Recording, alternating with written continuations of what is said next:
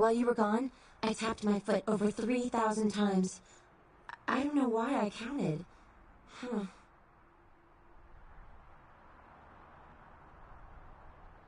Is there something I can do for you? Anything. Just ask.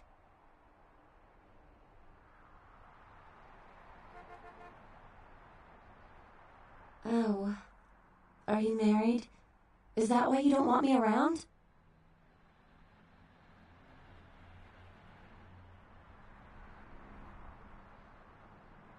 That makes sense. It all makes sense. Those feelings that something's there in the dark, it wasn't my imagination. It's not crazy at all.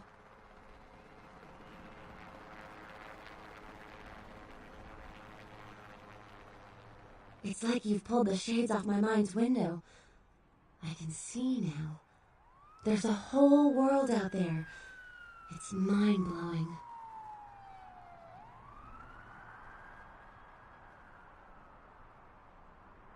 You will. I do love you so much, whatever you are. I don't care. I just want to be with you.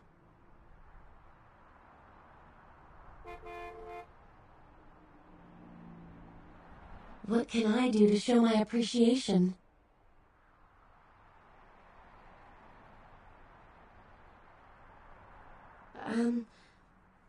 Here, that's all I've got.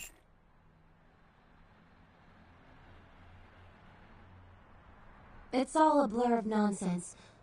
I'd rather forget the past, the ignorance, and just follow your trail of headcrumbs into Wonderland.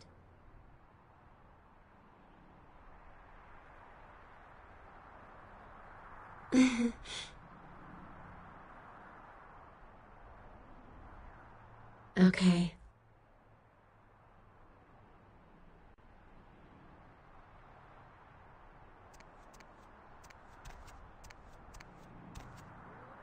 Play with me?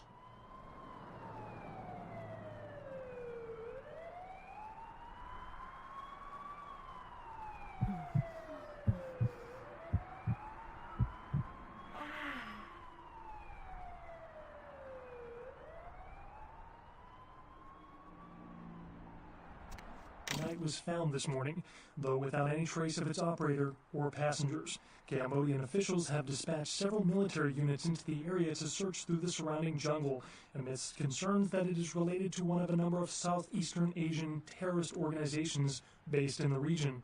3 American citizens are among the missing. Art criticism or vandalism? Paintings on display at Santa Monica's Gallery Noir were slashed by an intruder who evaded capture by security. The paintings were estimated to be worth nearly $250,000. They were to be auctioned in a charity event tomorrow night. A robbery gone bad at the Surfside Diner left several dead after the attempts by the would-be robbers were thwarted by a diner patron turned vigilante. Witnesses saw the vigilante run from the diner after they were alerted by the sound of gunfire inside. Police have stated that vigilantism will not be tolerated, and that they know it was you. The Southland slasher struck again, this time in downtown Los Angeles. The body of Sean Milton, a former convict that was recently released for good behavior, was found butchered, similarly to the other victims of the serial killer. Police believe there may be a connection between Milton's prison past and the slasher. We'll have a full report on this story later tonight. Simon Milligan, host of local cable show Haunted LA, and his crew are reported missing tonight. The team of the popular supernatural-themed program were filming around downtown Los Angeles, according to the show's producer. But friends and family of the crew started to worry when they failed to return from a night of shooting. No trace has been found yet of the Haunted LA team, and rumors by the show's fans speculate the crew met a supernatural end, though police disagree and have started a sweep of the areas where the crew was filming. A massive gelatinous creature.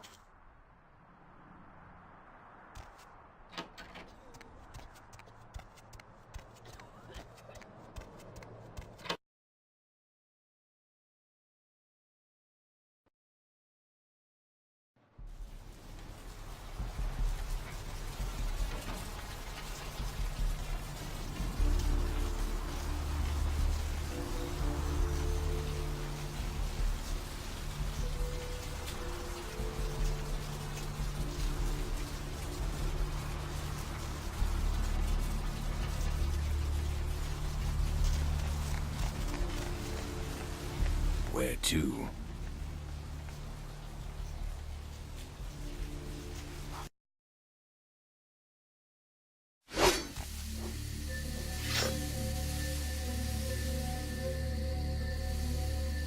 You! What are you doing here?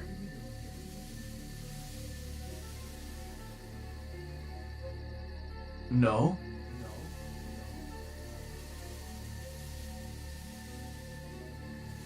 You should get out of here.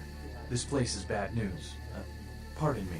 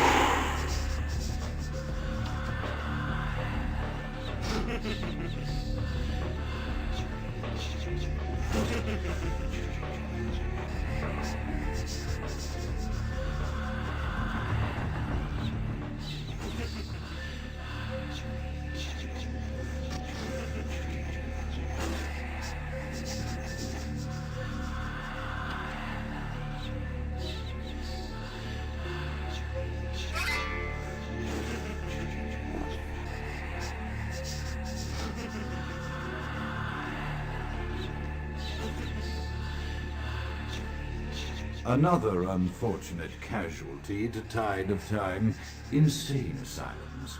I lament their loss not only as brokerage houses for the breadth and depth of human psychoses, but also I shall mourn the disappearance of that peculiar environment present only in an insane asylum.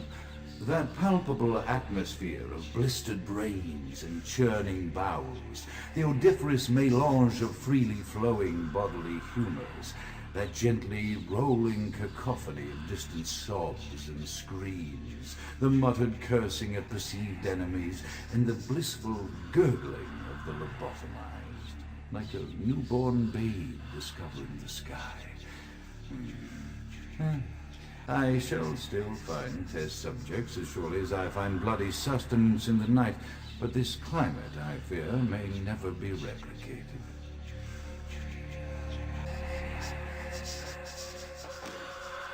It is quite peculiar, the happenings I've been made to witness for my supernatural longevity. I am thinking of one unfortunate phenomenon in particular, of unique interest to my station, both as a professional and as a sufferer of this vampiric condition. It seems the stream of time has begun to erode the moorings of my chosen course of study, for the methodologies that gave birth to psychology are slowly disappearing. I find myself in an era that overlooks the physical component of psychological pathology time and again in favor of the sophistic practices of Freud. Phrenology, dactopintilism, and the rest of the old guard has fallen by the wayside, its champions all silenced and deaf, with my unique exception. Would that I could make my voice heard again, although it may be suspicious should I return to popular medical discourse 50 years after my apparent death. No, better that I continue my studies into the psychoses in secret. One day, may I hold up my own cure as validation of the methods.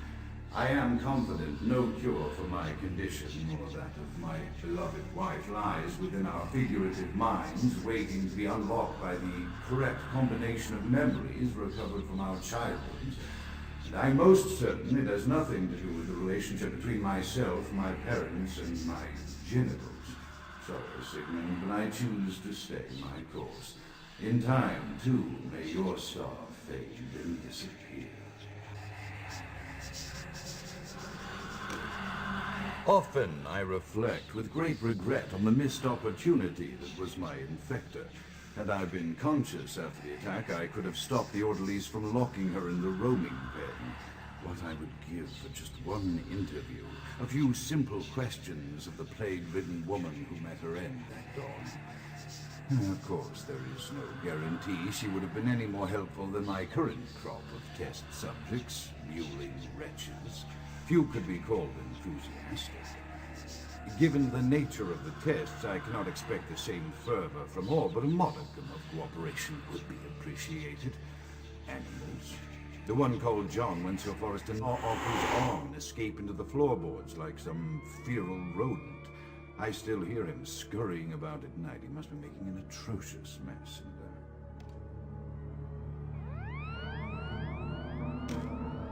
My studies proceed at a languid pace. I'm mired in a foul ennui as my wife's illness advances. My subjects grow restless without proper supervision, but I cannot pull myself back from this black depression. How many nights I've wasted now, gazing from the tower walk, pondering the frailty of existence.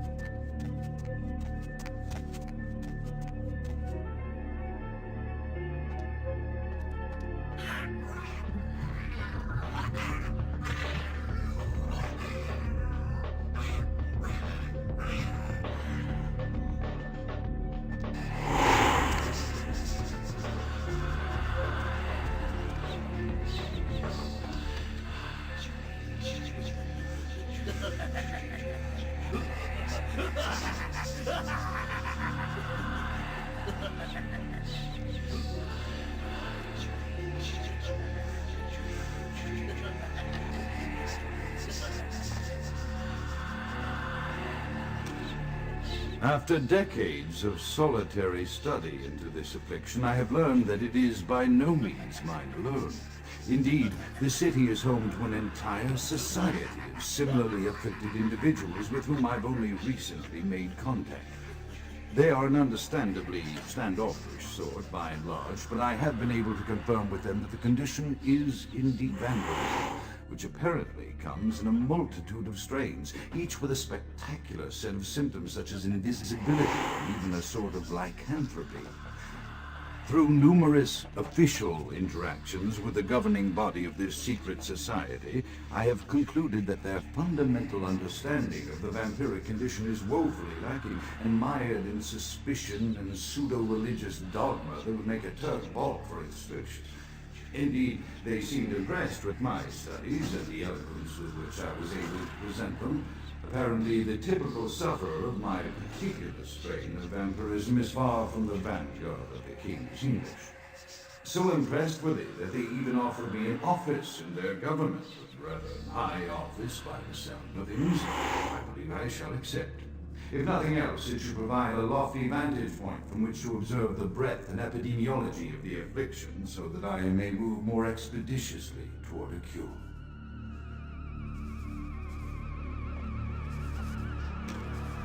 I have accepted the role of Primogen for Clan Malkavian, the dreadfully winsome label applied to the particular strain of vampirism I suffer, so named for some supposed vampire father figure of old, more poppycock grown from a backward culture that seems interminably drawn to children's tales and the fiction of Victorian romance, when it should concern itself with the science behind their suffering. No matter, for I have taken this office for no greater reason than to advance my research. I must make mention, however, that even among my would-be peers in this governing body of vampires, the level of paranoia and superstition is frightening. Their intelligence is not the question, oh indeed. As they courted me for this appointment, I had to suspect that their overtures were hand-tailored to what must be my obvious infatuation with reason, for the devil would do well to have such honey-tongued tempters. Even so, I could not help but notice the dressing of language these vampire leaders chose for their siren song.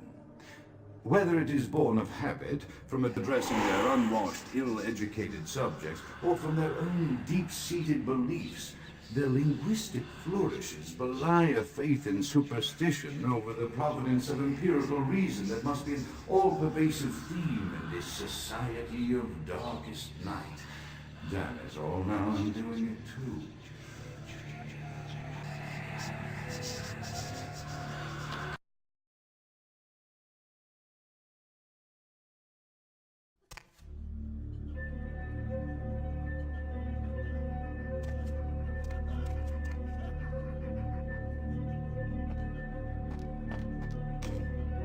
As I expand my dealings with the vampire government, I have encountered a disturbing new symptom of this affliction.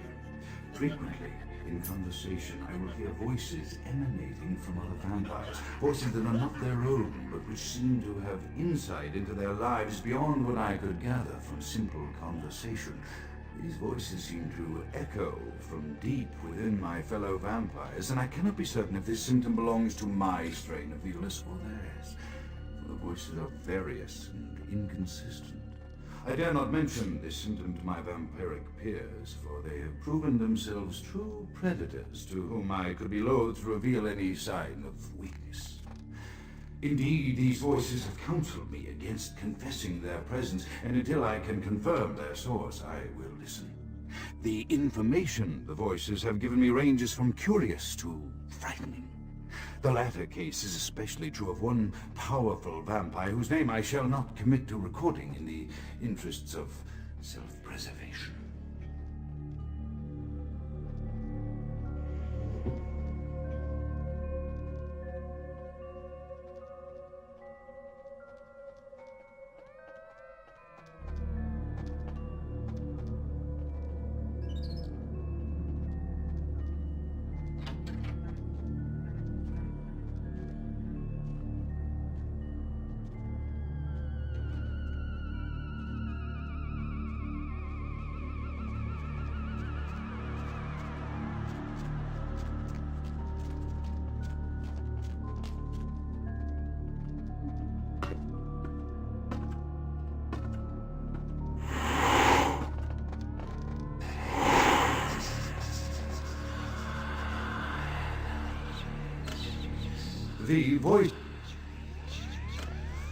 The voices have increased in frequency and direction of late.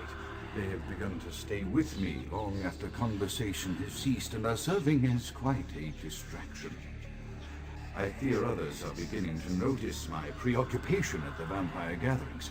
I am thinking again of the particular vampire of whom I spoke previously, who I dare not name for my growing fear. If the voices are to be believed, then my caution is warranted, for they speak of his blackest crimes, both past and future. More than once, I have seen the suspicion in his eyes and heard the distrust in his voice when speaking with me. The fear must register on my face, as it is all I can do in these moments to keep from crying out in chorus.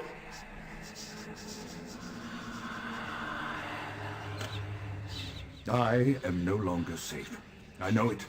The voices have proven themselves authentic, and I have withdrawn from the Vampire Society entirely.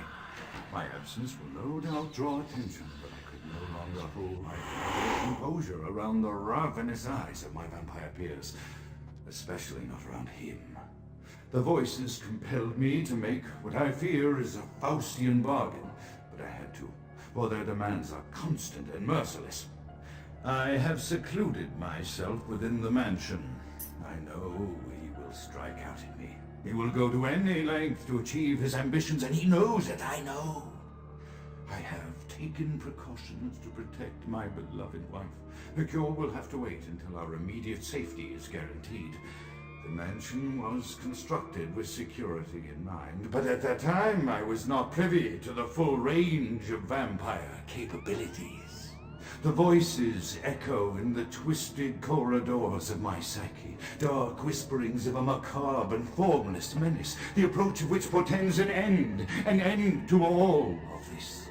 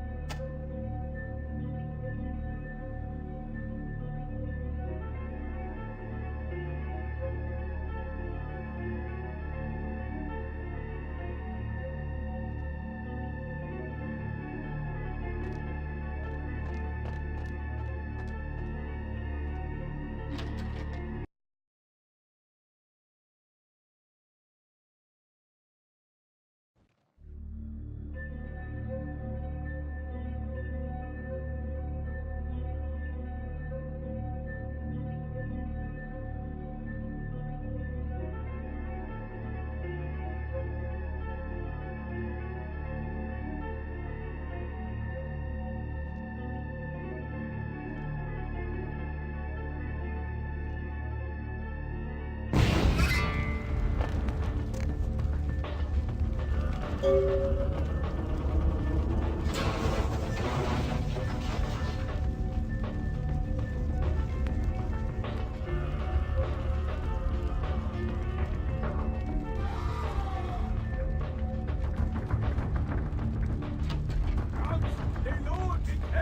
the flames!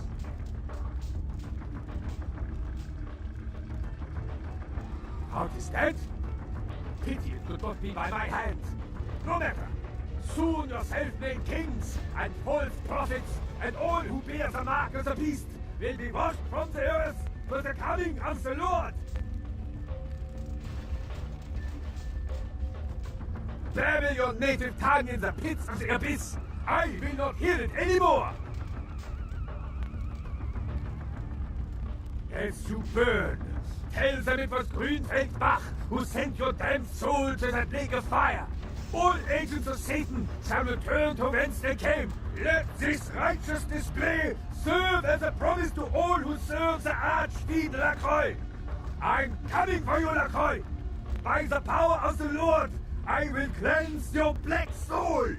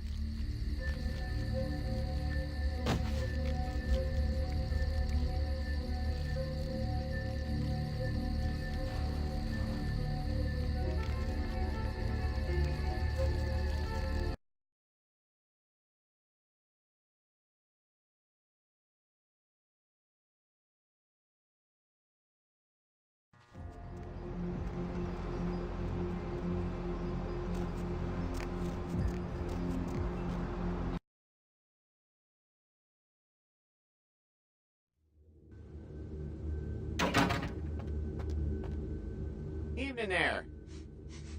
Something burning? Ooh, smells like someone burnt the burgers. Sure, I'll open her up for you. Jeez, I could go for one of them double-spaced burgers with onions and cheese and some bacon and a guacamole. Ooh.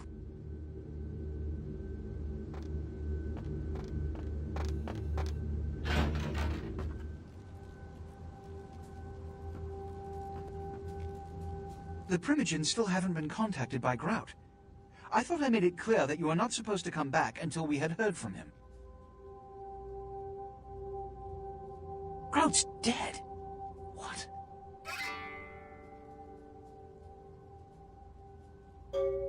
Bach! Every time I think he's lost the scent. So, Bach killed Grout to draw me out.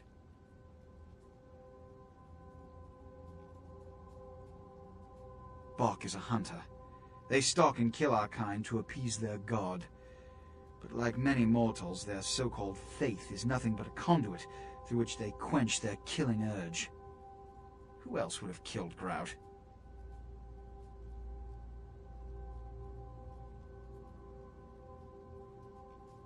Look at me. Are you sure it was Nines Rodriguez? Because if it was, the consequences... Do you know where this might lead?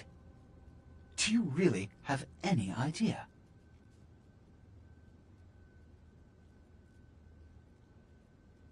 I'm glad you find this so amusing. I don't. And do you know why? It means... Under most circumstances, I would call a blood hunt on the murderer immediately. However, the anarchs of this city may interpret such an action to be a declaration of war. I do not want a war with them. this decision will take some time. I need to confer with the Primogen on this. In the meantime, I've come to a decision on the Ankaran sarcophagus, and I believe that for the safety of the inhabitants of this city, we need to place the sarcophagus under Camarilla protection until its contents can be confirmed. You're becoming quite indispensable to me. So, out of all my available personnel, I'm going to entrust the retrieval of the sarcophagus to you. It was quietly delivered to the Museum of Natural History a few hours ago.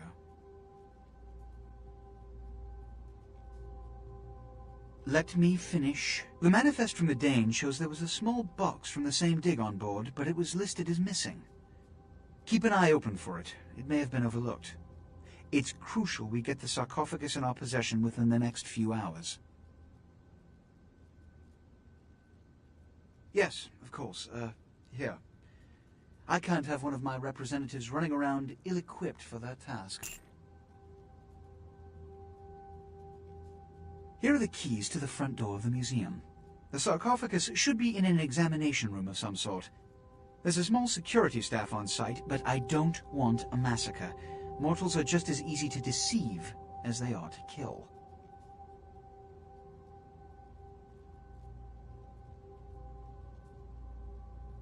There is a degree of immediacy attached to this task. Work fast. And, as on the Dane, you are not to open the Ankaran sarcophagus for any reason. Excuse me. Oh, and to show my appreciation for your dedicated service to me, I have secured you a haven nearby, in the Skyeline apartment building. I hope it's to your liking.